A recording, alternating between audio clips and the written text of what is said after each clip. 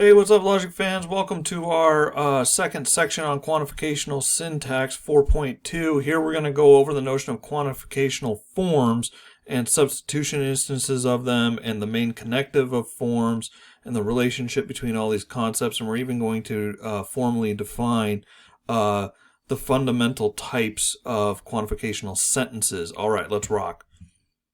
Okay, so the first thing we need to do in this section, and this is very much in light of section 4.1, so make sure you've got 4.1 down before you do this, because I'm going to go through this pretty quickly. But first thing we need to do here is define quantificational forms rigorously. So in 4.1, we rigorously defined the notion of a quantificational sentence. Now we're defining the notion of a quantificational form.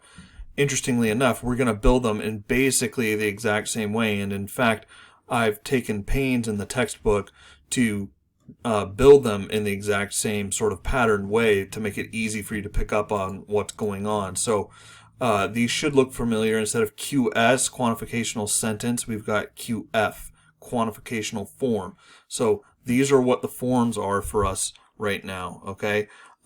Any property constant surrounded in parentheses is a quantificational form. So typically we're going to omit the outer parentheses, but this, for example, is in fact a quantificational form, okay? And so we could write it like this, by QF1, okay?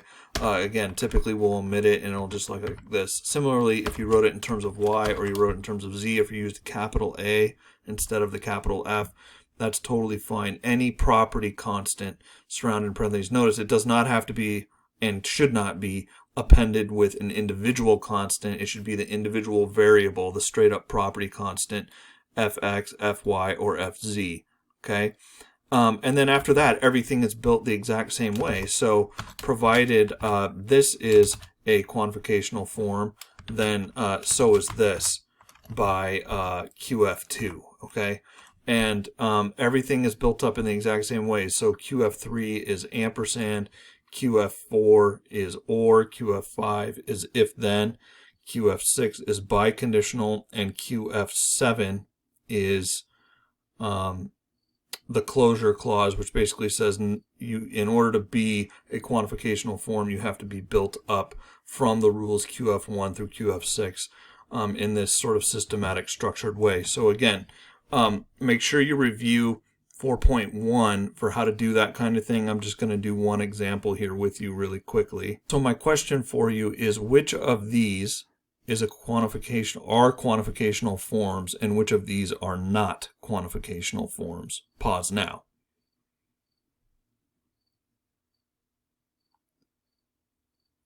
Okay, so hopefully you've had a chance to pause and work this through, but this absolutely is a quantificational form by QF1, okay?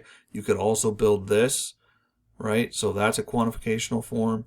This is a quantificational form. If this was an X here, if this was an X here, like what we have here, this is a quantificational form, okay? This is not a quantificational form. That's a quantificational sentence. And even though we're building them up in the same way, they do represent very different things for us, as this lesson is going to emphasize, okay? This is not a quantificational form. All right, this is not a quantificational form. You could not build this using these rules, right? Why? Because nothing in here, QF1 in particular, allows you to build this construction. Okay, so this is not a quantificational form.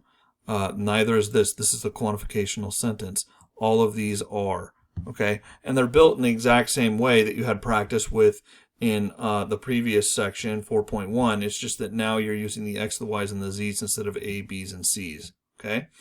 Now, that might be like sort of redundant to you, right? Why do we need to do both of these? Well, because conceptually, these represent very different things for us, right? This represents the form of a sentence, is powerful, all right? And that's not actually a sentence, but if I put, D in there, then it's Dumbledore is powerful. That is a sentence, all right? So this is the form of a sentence, and many sentences can take that form. So we can have Dumbledore is powerful, Snape is powerful, Voldemort is powerful, right? All three of those sentences have something in common. They share a similar form. They are subject-predicate sentences of this form, the is powerful form, and they have a different subject in each place. Similarly, this is a more sort of advanced subject predicate sentence with the or there, but this is a form and it's not a sentence. I should make that clear. This is not a sentence. It's the form that sentences could have. So maybe it says, is powerful or is smart. Okay? And so that's a form of a sentence, but it's not actually a sentence. Okay? And this actually is a sentence based on 4.1. Okay, this is some sort of in-between thing, doesn't count as either. This is neither a sentence nor a form. You could not build this using the quantificational sentence rules, nor could you build it using the quantificational form rules.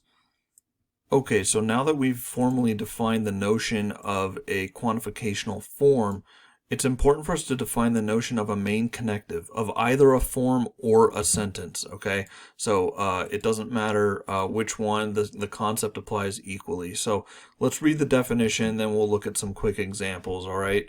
Because this might sound a little more tougher than it is, but again, this is supposed to mirror everything we did in Chapter 1 for the propositional case, okay?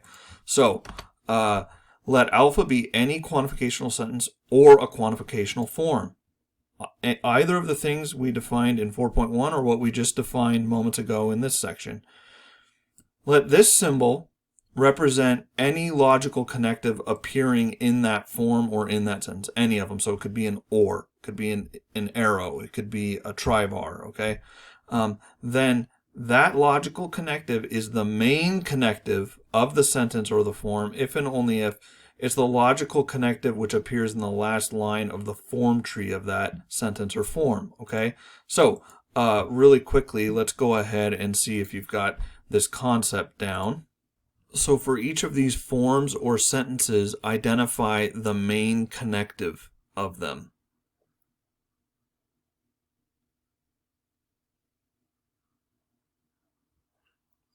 Okay, hopefully you've had a chance to work through this, but in this case, this is the main connective. Why? Because that is the connective that appears in the last line of its form tree. Now, we haven't actually built the form tree, but it would go something like 1 FA, 2 GA, 3 FA or GA by QS 4, right? On lines 1 and 2. So this is the one that appears in the last line of the form tree, and therefore that, by definition, is the main connective. Similarly here, this is the connective that appears in the last line of the form tree. Therefore, that is the main connective of this form. This is a form, this is a sentence, right? This here is a sentence, and its main connective is this guy, all right? Because why? Because that's the logical connective that appears in the last line of its form tree, right? So you have to picture yourself building it following the rules QF1 through 6 or QS1 through 6, okay? This here is a quantificational sentence, okay? It is not a form. And the main connective of this sentence is this guy, all right? Similarly here, this is a sentence and its main connective is this one. The main connective of this form is this. The main connective of this sentence is this.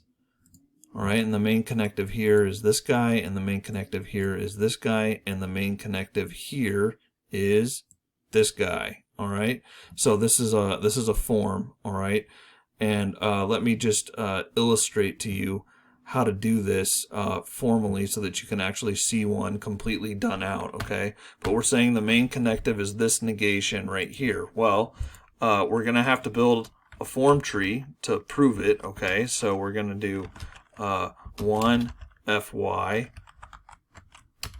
and that's going to be QF, so quantificational form 1. 2 is going to be GZ, and that's quantificational form 1, and 3 is going to be HY, quantificational form, what is that, 1 as well. So we're going to get all of these guys on board, and JX is quantificational form 1 also. And then let's just keep going here. We need the negation on the GZ, so that's going to be quantificational form 2 on line 2. This is going to be not HY, quantificational form 2 on line 3. Okay, then we're going to start building this sucker up completely. So we'll do not hy or jx, and that's quantificational form 4 on lines 6 and 4. Okay, then we're going to build up this guy here. So that's going to be fy or not gz, and that's going to be quantificational form 4 as well. But it's going to be on lines 1 and 5. All right, and then what we're going to do is we're going to build up this whole part inside of here. Let's see if we can get it. And we can build that up in the systematic way by using quantificational form 3 on lines 8 and 7. Okay, and then of course what we're going to do is we're going to negate that whole thing. We negate that whole thing by applying rule quantificational form 2 on line 9.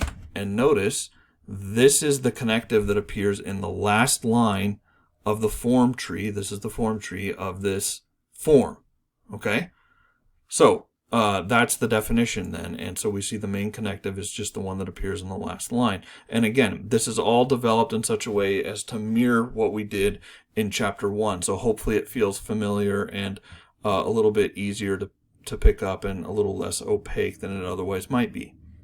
Okay, so the big concepts we have on the table are we've got the notion of a quantificational sentence, we've got the notion of a quantificational form, and we've got this idea of the main connective of either. Okay, what we want to do now is formally establish the relationship between a quantificational form and a quantificational sentence. Okay, and that relationship is this notion here of a substitution instance. So I want to spend a little more time talking about this. A substitution instance of a form. Okay, so it's the form that's being substituted into is a quantificational sentence. A sentence is a substitution instance of a form, not the other way around. Okay, a sentence is a substitution instance of a form provided every one of the individual variables in the form are replaced with some individual constant. That's to say, every single x, y, or z is replaced with an a, a b, a c, or a d without exception.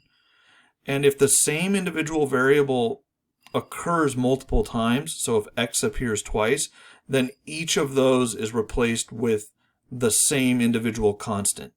So if you have fx and gx, it's got to be replaced with ga or fa and ga. Okay, we're going to do an example in a second. You couldn't have fx and gx and then have a substitution instance that was fa and gb. Okay, again, I'll show you plenty of examples in a second. And you can't make any other changes. Okay, so notice, right, this is supposed to track the intuitive notion. If you think about the 3 sentences, Dumbledore is powerful, Voldemort is powerful, Snape is powerful, right? These are all substitution instances of the form is powerful, right? Of the subject predicate form is powerful, all right? And that's exactly what we're tracking here. So what I want to do in the interest of time then is spill into the next video where I can show you some actual examples of this in action to make sure you're super clear on it. So check out and look for video 4.2b. See you there.